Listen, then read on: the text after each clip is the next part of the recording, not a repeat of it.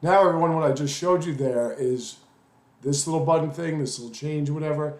That is called an event.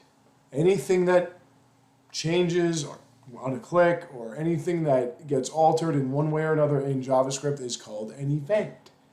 And if you want to have an event happen, you need JavaScript to be listening for said event. And the way that they listen for events is you have to give them queues.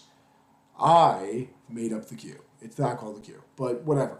But in this case, we said that when we click this button, we have an on-click function which equals change. And thus the change function is this, that we changed those two links to say, whoops, it changed. Now, there are other ways that you can do events. Some people do the window. Well, let's get rid of this. Some people would do like window.onload equals event listener and on event listener, you know, and then it does that. I mean, in a way, that would be more appropriate. I can show you. Hold on. JavaScript event listener. You know, like you would do something like this. Add event listener. You can do like with that. You can get the ID itself and just do add event listener. And then, I mean, to me, like stuff like that. So they would do like with window result. Like they would do stuff like that. Like if I were doing something with the window itself, then yeah, I would want to use like window.onEventListener. And it's more or less at that stage, at this point, it's excuse me. It's kind of like talking to it, or add event listener. You're saying you're talking to the JavaScript. Okay, so on the window dot add event listener, like add the event listener of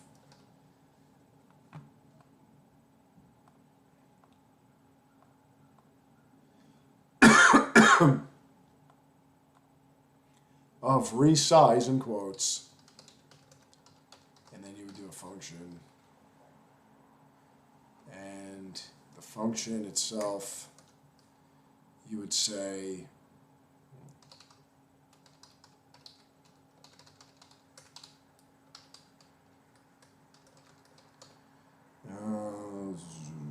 head, keep typing header, inner HTML,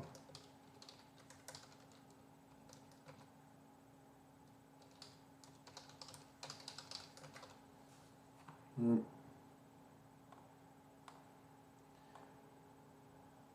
what that means is if we resize it, it keeps changing. See how it keeps changing? That's one way you could do it. Again, if you're talking about loading up the window or changing it or whatever, and I'm saying the window, like this whole thing, the whole thing. If you're talking about that, yeah, then you would want to do an add event listener. But for the purpose of us to get an idea of what these listeners are, let's stick with these inline listeners. We've already seen onClick. Now, there are a bunch of other ones. There is also onChange. So you can go here and you can say onChange.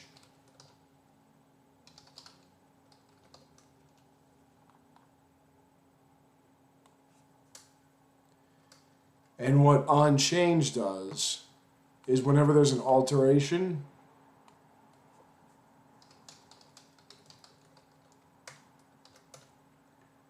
you can say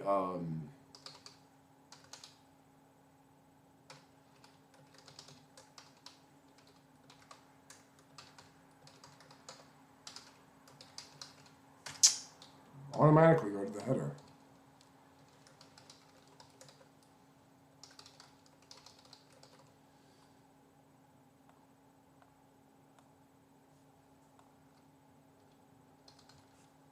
Well, maybe not for that. On change.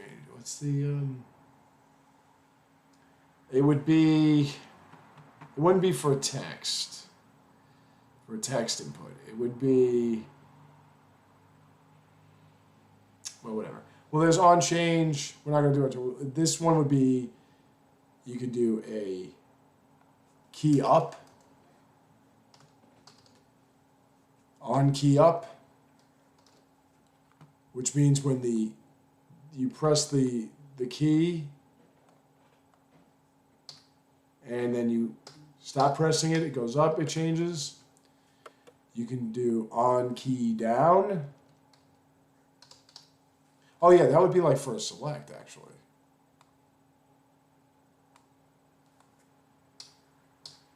And you see with on key up,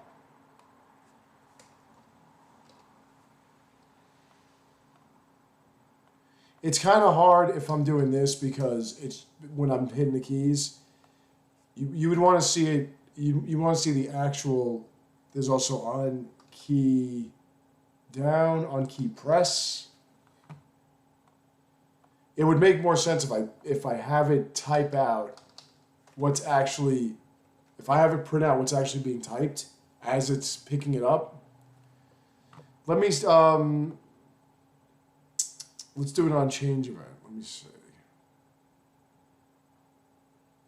Let's go here and let's put a select. I think a select would be okay.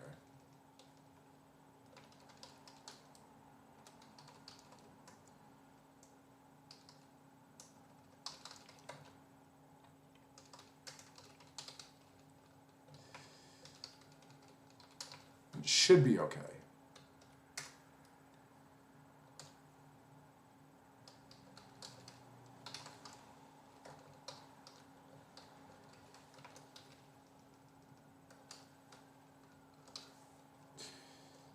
Nothing. Something. That should be good. And if we go to on change, I'll just keep this the same. And again, you can reuse the same function. In fact, it's probably best for you to reuse the same function sometimes. You build functions to be reused. Like if you see what we were doing before with onload, that's a function that you can keep reusing. So reusing functions is not a big deal. Yeah, there you go. So if you on change that, what are there some? There are some other amendments. Well, there was resize, right? Now we're not resizing this, but we've seen resizing the window itself. But what else was there? There's on mouse over. That's fun. Let's see. So let's keep that. I'm going to take it out of here, but we'll go here and we'll say on mouse over.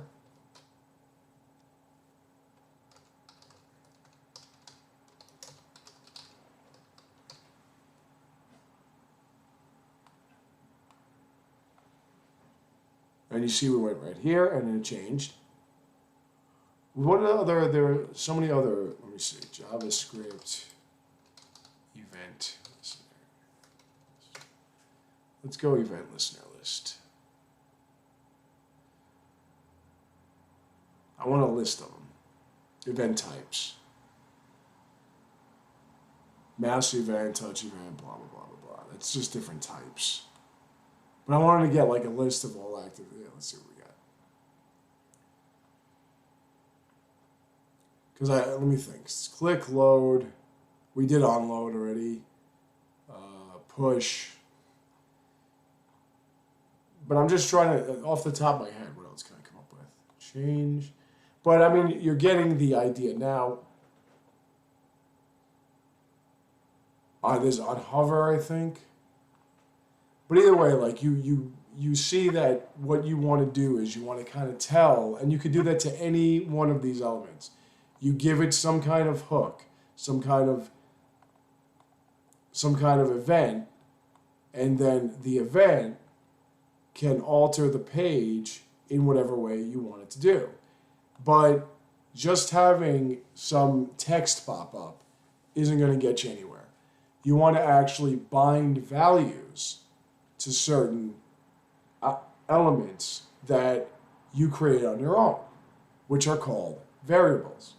Variables are just empty pieces of, or empty entities that you can store any single piece of data you want to it. Now, there are three types, so there's got to be more than one. There are three types of variables we can talk about in JavaScript. There are just regular variables, which are defined with var. And in this case, we're going to go back to putting this in the input field because I want to show you the difference.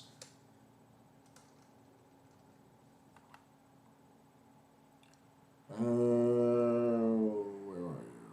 Input field, there you are. On key up.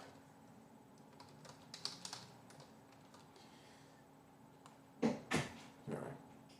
So you can use vars. You can use let. Let is more if you're doing like a loop, and we'll get into loops later, where you want to let this thing start at this value and then whatever. And then there's const. Const is a constant. It is going to be utilized throughout the function. Even if you have subfunctions or whatever, that const will not change if you declare it at the top. Variables can change with every single inner function, and we'll do functions within functions and everything like that. Let's just stick with var right now. And what we can bind this variable to is we can bind it to the value get element by ID. Oops, sorry. Got to give it a name first. Var, let's go ahead. Thing. Let's do that. Don't want any naming issues. And that'll be document. No. Let's not. I don't worry about that. Let's go. I'm sorry. Let's go. Let's give this an ID.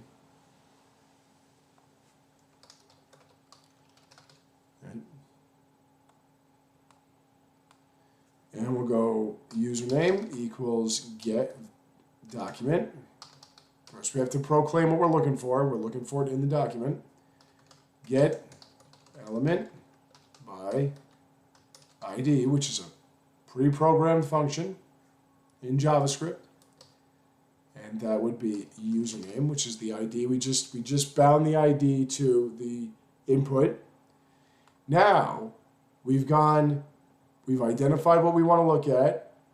We've given it a function, but now we can give it another function. We can give another level of functionality, and that one is value. What value does is it gets the value within the element that we're identifying. And we don't have to equal that to anything. So this variable is an open variable now. There's no value to it. It's going to wait. When we start typing, it's going to wait for what we're typing in here and then get its value, what we're typing in here, and then we're going to do something with that value. What we're going to do with that value? We are going to then document get element by ID, the head, inner HTML, like we've been doing, username. Now, you don't have to declare this variable. You can just say inner HTML equals all this. But if you want to keep reusing all of this, or you just don't want to type that much over and over again, declare the variable, put the value of what you're typing into that variable, and then we're going to print it out as we type. So the event listener was on key up. Now, as you can see, what we're typing, every time the key gets pressed and we let go, or we just do, it's going to type everything that we're typing here is going to show up here. Now let's take a look at the difference. On key down.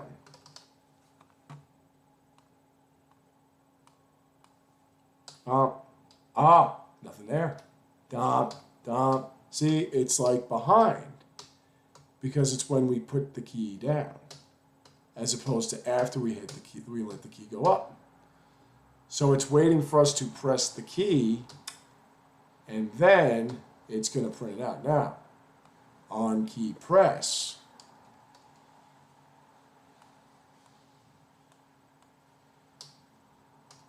same thing. See, like there are very subtle differences, but if you notice, isn't that similar to what we do here? Right? Every time we're typing, it gives you, well, there you have it. It's just something as simple as this, and you're already doing pretty much an auto search. But I mean, there's a little more to it, of course, but that is an introduction to events and a little bit of variables. Now, when I come back, we're going to do more variables. We're going to do more of these like inner functions and everything, and we're going to just do some stuff with this site that you never would have expected you'd be able to do if you just try to jump in this head first with no prior knowledge. So I will see you soon.